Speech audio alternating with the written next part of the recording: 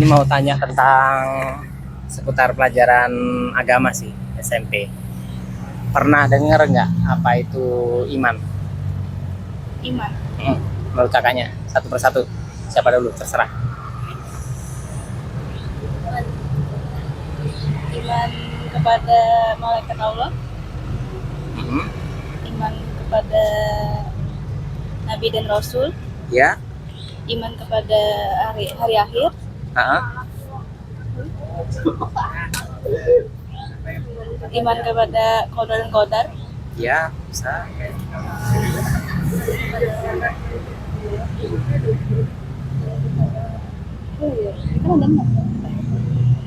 Malaikat nggak ikut. Sudah tadi. Tadi.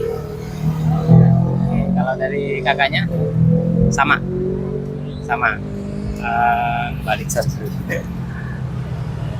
Pernah dengar nggak? Saya beriman kepada Islam sejak lahir. Pernah dengar? Pernah dengar. Sedangkan tadi disebutkan beriman itu harus iman kepada Allah, kepada kitab berarti belum ya? Kitab, kepada Rasul, kepada malaikat, dan hari akhir. Nah, sekarang begini, di HP ada internet. Ada. Coba bisa minta tolong di apa ini? Buka di surat An-Nisa 136. Aku lupa harus nyontek ini, sorry ya.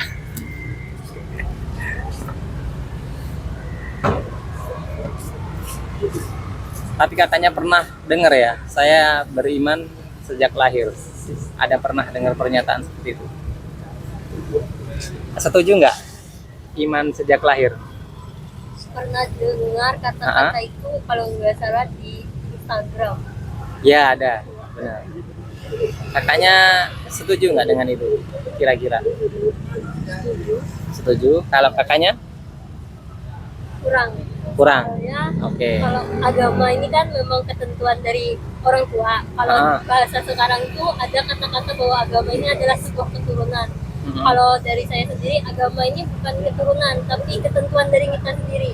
Di masing-masing ya. Kita masing-masing mencarikan kepercayaan kita sendiri. Ketika misalkan saya kan orang tua Islam, tapi ada suatu titik di mana saya agak goyah dengan agama Islam sampai akhirnya saya mencari tahu dulu apa itu Islam. Tapi akhirnya saya sepakat bahwa memang agama saya Islam. Menentukan sendiri ya, waktu sudah bisa berpikir ya, dewasa lah istilahnya. Karena Itu ya. banyak teman-teman saya yang akhirnya berpindah ke agama lain karena mereka beranggap bahwa agama yang dari orang tua itu bukan sesuatu yang emang itu kayak memang bukan keyakinan dia. Jadi ketika dia sudah dewasa, sudah punya mencari jati diri, goyah, itu dia ingin mempelajari agama lain sampai akhirnya dia fokus ke agama yang lain dan dia milih itu keluar dia dari agama yang orang tuanya. Itu udah banyak di lingkungan saya. Oke. Nah, luar biasa. Agak kurang setuju kalau iman itu Iman dari sejak lahir. Iman ya dari kita pas sudah dewasa, karena kan di situ yang ujiannya besar. Iya benar. Itu yang sudut pandang masing-masing kan memang ya. Coba ini kita telusuri dulu satu persatu. Yang tadi surat An-Nisa.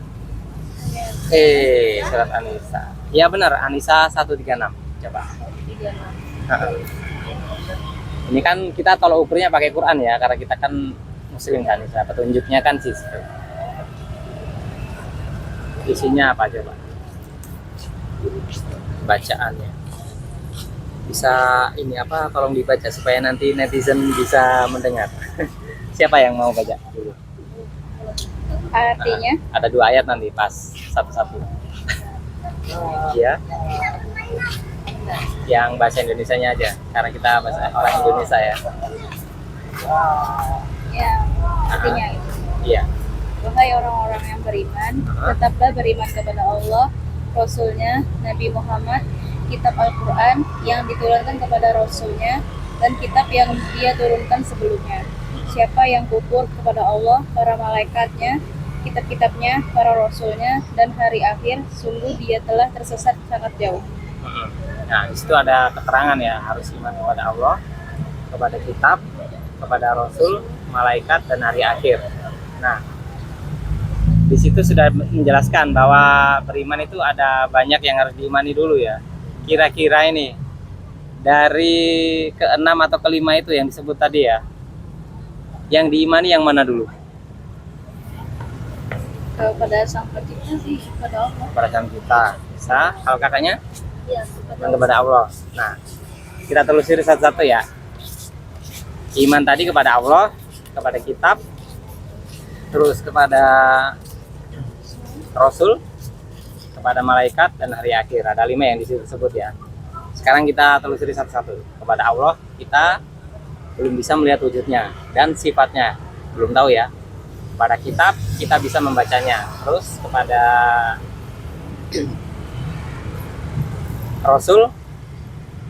Rasulnya sudah tidak ada. Istilahnya sudah wafat ya. Yang keempat tadi malaikat. Malaikat kita juga nggak bisa melihat. Terus secara sifat juga nggak tahu ya. Kalau awal ya, istilahnya awal ya. Tadi yang kakak bilang tadi, di awal kita dewasa baru bisa berpikir, kan kita mencari tahu kan ya. Terus yang kelima adalah hari kemudian. Hari kemudian kita belum tahu hari kemudian. Ya memang iman, cuman wujudnya kan nggak ada. Yang ada apa ya Sarah? Yang di 5 tadi. Kitab ya. Nah, dari kitab di situ kita bisa membaca dan mengetahui apa itu Allah, sifat-sifat Allah bagaimana, terus sifat Rasul bagaimana, dan kitab itu sendiri juga seperti apa. Di situ dijelaskan nanti kan. Terus di malaikatnya dan di hari akhir kan dijelaskan semua di kitab. Pernah dengar nggak kalau semua alam semesta ini ditutup dalam bentuk buku ya, Al-Quran itu? Pernah dengar itu ya? Nah, berarti iman dulu itu iman yang di kitabnya dulu, baru nanti kan kita mencari tahu nih petunjukan, baru tahu di situ. Nah, yang kakak bilang tadi masalah iman harus dewasa berpikir dulu dan iman bukan sejak lahir, itu memang benar. Itu ada suratnya di saya lihat supaya ini saling mengetahui ya kan, sharing ini.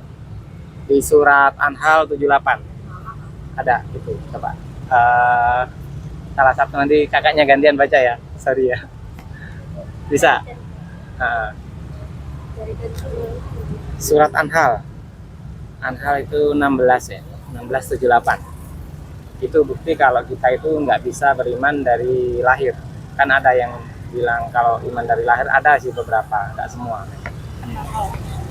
Anhal 78. Ayat 78. Iya.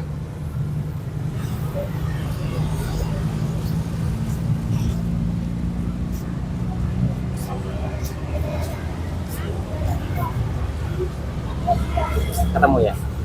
78. Iya. Coba. Dan Allah mengeluarkan kamu dari perut ibumu dalam keadaan tidak mengetahui sesuatu pun, dan Dia memberimu pendengaran, penglihatan, dan hati nurani agar kamu bersyukur. Ya. Itu ya istilahnya. Jadi kita nggak bisa nih iman sejak lahir. Soalnya di situ kan kita lahir tidak mengetahui satu apapun. Bahkan makan pun nggak bisa dan nggak tahu itu makanan apa enggak. Karena balita kan begitu. Sejak lahir, apalagi kalau lagi dia posisi merangkak itu, apa aja kan dimasukkan ke mulut kan, bener kan? Ya mbaknya yang tadi logika memang begitu. Dan Quran itu juga logika menjelaskannya. Dan nggak ada yang kun fayakun jadi gitu, nggak ada. Semua melalui proses. Jadi itu contoh bahwa kita itu beriman berproses, dan semua hal apapun yang ada di dunia ini berproses. Walaupun teknologi dulunya ini bundaran ini cuman isinya kubangan air kan, yang pada masanya itu sekarang menjadi teknologi, ada lampu dan monumen segala macam seperti itu. Jadi menurut penjelasan saya, apakah ini kurang pas atau gimana dengan ayatnya yang ada? Sudah pas ya. Pernah mendengarkah ayat ini sebelumnya? Kalau baca-baca di Al-Quran ya, tapi kalau untuk dengar enggak sih. Kalau sering baca Al-Quran ya. Baca apanya misalnya? Kalau misalnya lagi ngaji. Tapi lebih sering baca bahasa Arabnya ya? Iya. Bukan bahasa Indonesianya. Nah, itu ada di surat berapa aku lupa. Ada di HP sih. Oh iya, ada di sini. Lupa. Surat Ad-Dukhan. Bukan Ad-Dukhan. Ad-Dukhan 58 coba. Nah, itu nanti dijelaskan juga. Supaya kita itu tahu maknanya itu. Pernah dengar nggak? Kalau mengaji itu sekalian makna dan artinya. Pernah. Pernah dengar? Nah, di sini dijelaskan. At-Tuhan 58.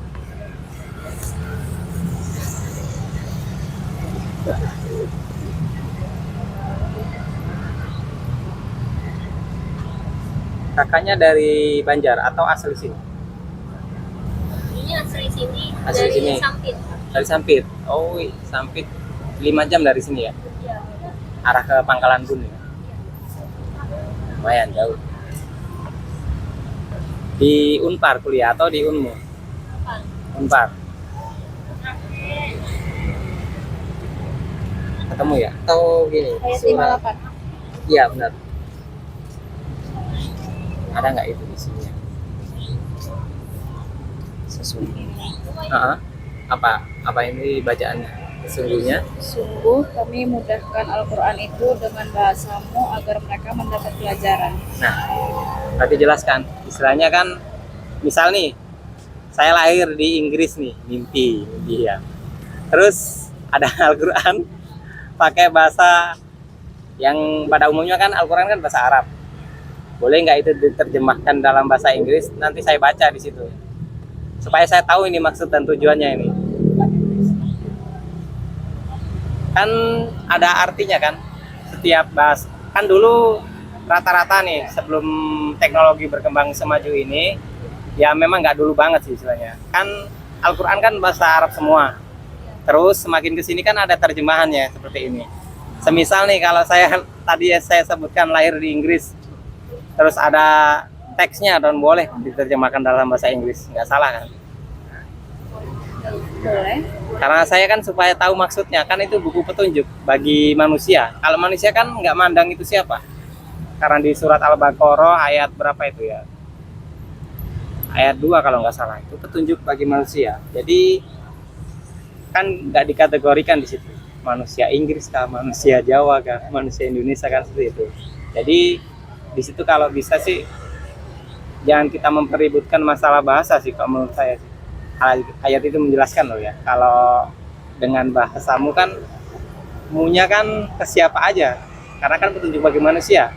Bahkan kan ada yang orang yang luar negeri yang mualaf gitu kan.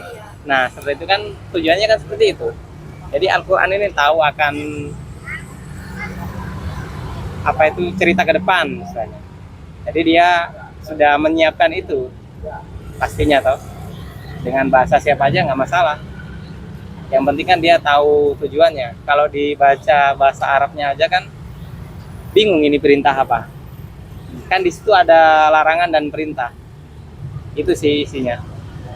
Ada lagi yang mau disampaikan mungkin pernyataan atau gimana? Cukup aja. Oke. Terima kasih ya waktunya ya. Oke, assalamualaikum. Oke, kasih Kak, sorry ya. Ganggu ini jadinya.